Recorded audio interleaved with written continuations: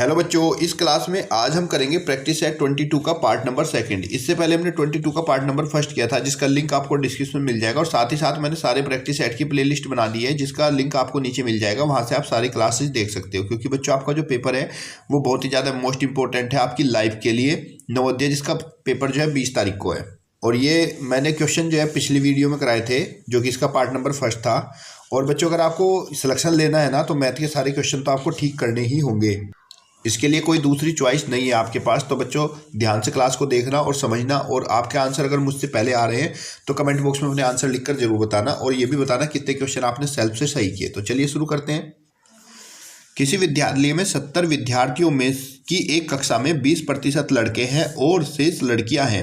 कक्षा में लड़कियों की संख्या क्या है, हमें ये बताना। तो देखो बच्चों, कुल विद्यार्थी है हमारे पास 70, और इन विद्यार्थी में जो बॉय हैं, लड़के हैं, उनका परसेंटेज है 20%। तो पहले ऐसा करो, आप यहाँ पे बॉय निकाल लीजिए।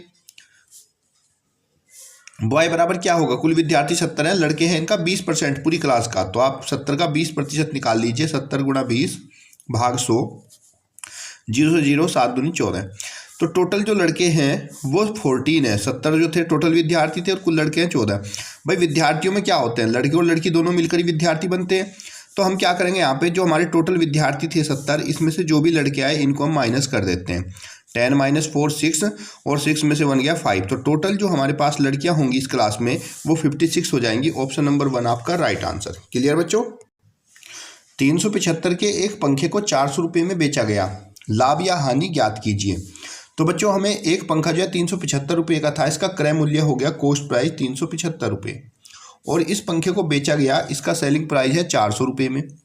अब देखो बच्चों, जब हम किसी वस्तु को कम में खरीदते हैं और ज़्यादा में बेचते हैं, मतलब कि जब हमारा कॉस्ट प्राइस छोटा होता है सेलिंग प्राइस से, तो ऐसी कंडीशन में हमें हो जाता है लाभ।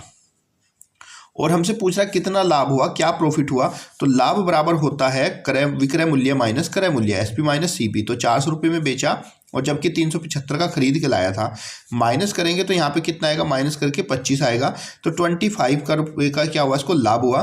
तो ऑप्शन नंबर आपका 2 राइट आंसर। कभी भी ध्यान रख रहे हैं, वस्तु को कम को खरीदा और ज़्यादा में बेचा तो हमेशा लाभ होगा, और लाभ कितना होगा, विक्रय मूल्य माइनस क्रय मूल्य।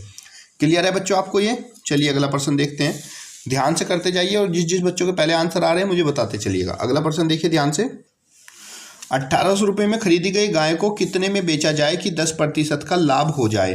तो यहाँ पे बच्चों गाय को खरीदा 18 रुपये में, कॉस्ट प्राइस हो गई हमारी 1800 रुपये, और इस पर हमें लाभ का प्रतिशत दिया हुआ है, प्रॉफिट परसेंटेज, जो कि हमारा 10% है। पूछ रहा है कितने में बेचा जाए, यानी कि हमें इसका विक्रय मूल्य बताना है, सेलिंग प्राइस क्या होगा। तो आपको पता है बच्चों, जब आपको क्रय मूल्य और लाभ प्रतिशत दिया जाए तो ऐसी कंडीशन में आपको जो विक्रय मूल्य होगा, सेलिंग प्राइस, वो होता है 100 प्लस लाभ प्रतिशत, और भाग में 100 और गुणा में इसका क्रय मूल्य। ठीक है, ये फॉर्मूला भूलना मत बच्चों।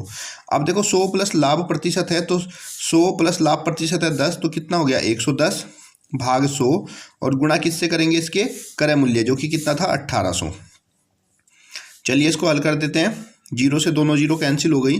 आपका जो विक्रय मूल्य होगा वो 110 गुणा 18 हो जाएगा। यहाँ से बच्चों हम गुणा कर लेंगे 18 की 110 से। चलिए गुणा कर लेते हैं। 0 8 8 0 1 1, ये आपका 0 8 9 1।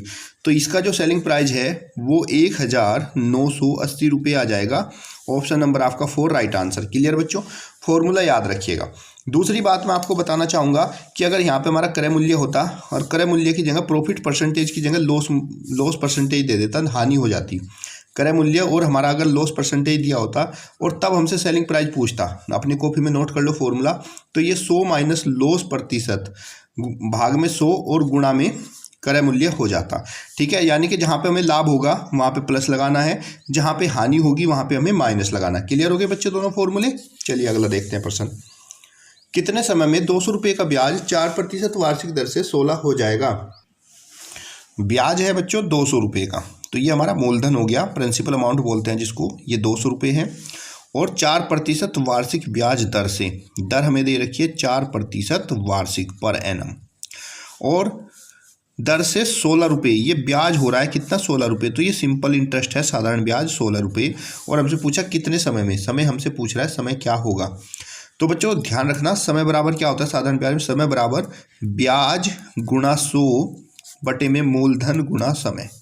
ब्याज आया हमारा 16 रुपये, गुणा में 100 कर दीजिए। मूलधन है हमारा 200 और समय कितना है बच्चों, समय तो हमें ज्ञात ही करना है, तो सॉरी मूलधन गुणा दर होगा यहाँ पे, और दर कितनी है हमारे पास 4%।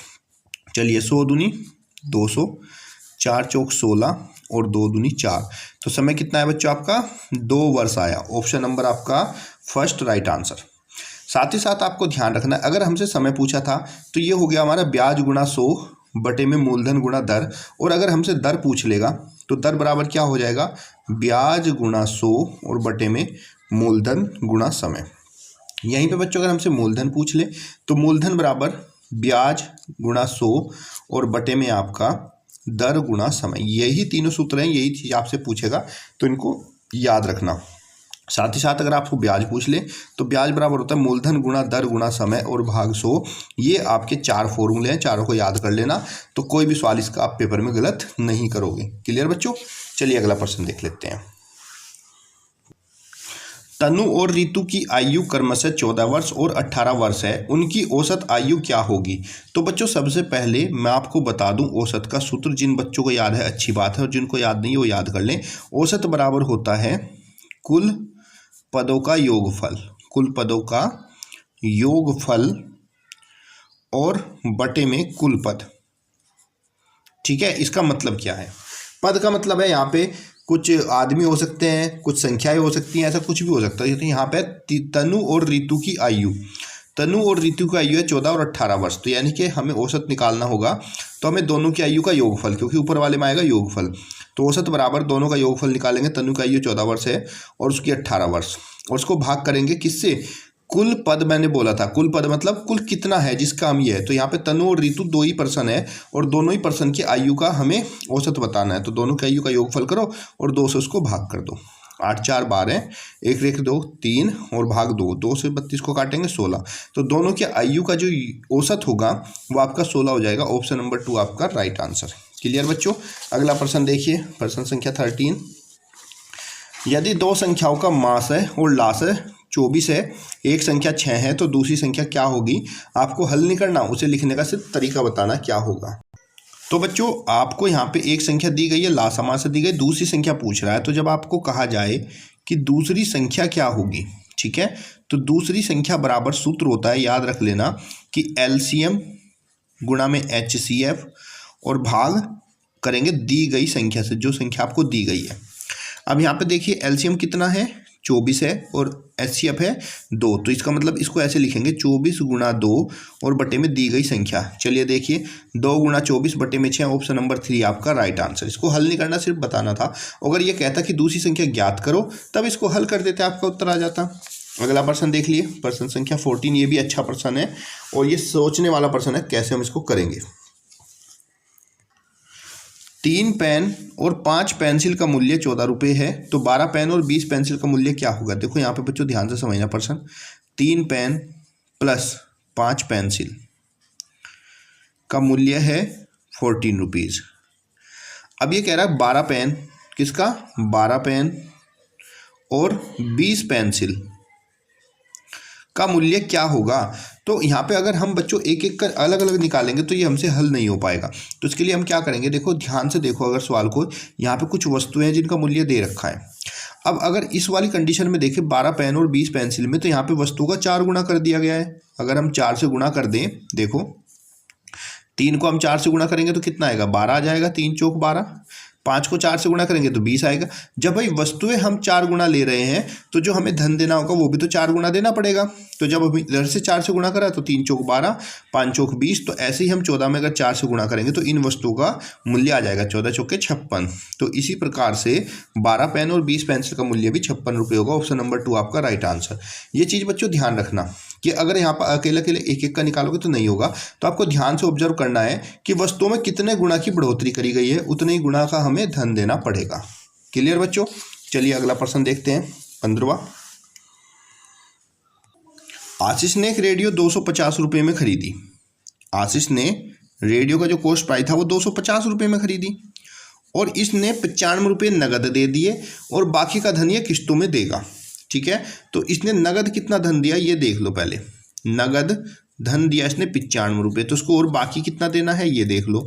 बचा हुआ धन माइनस कर दो, 10 में से 5 गया 5, 14 में से 9 गए 5 और आपका 1, तो इसको 155 रुपये और देने हैं। लेकिन ये इनको हर एक किस्त में देगा और एक किस्त जो है वो आशीष कितने में देगा, एक किस्त देगा आशीष 15 रुपये 50 पैसे की, और उसको टोटल धन देना है। तो कुल किस्तों की संख्या बतानी है कितनी होगी, तो कुल किस्त हो जाएगी जो हमें धन देना है, आशीष को देना है 155, इसको किस्तों से भाग कर देंगे 15.5 से, दशमलव हटाए ऊपर जीरो आ जाएगी, 155 ही कम 155 और जीरो, तो बाकी का जो धन है वो 10 किस्तों में उसे देना होगा। तो ऑप्शन नंबर कौन सा होगा आपको, 3 जो है राइट आंसर। यहाँ पे बच्चों रुपये नहीं हो गए, यहाँ पे किस्त पूछी गई है तो बस किस्तों की संख्या बताएंगे, तो इसकी जो है 10 किस्त देगा ये, ऑप्शन नंबर आपका 3 राइट आंसर।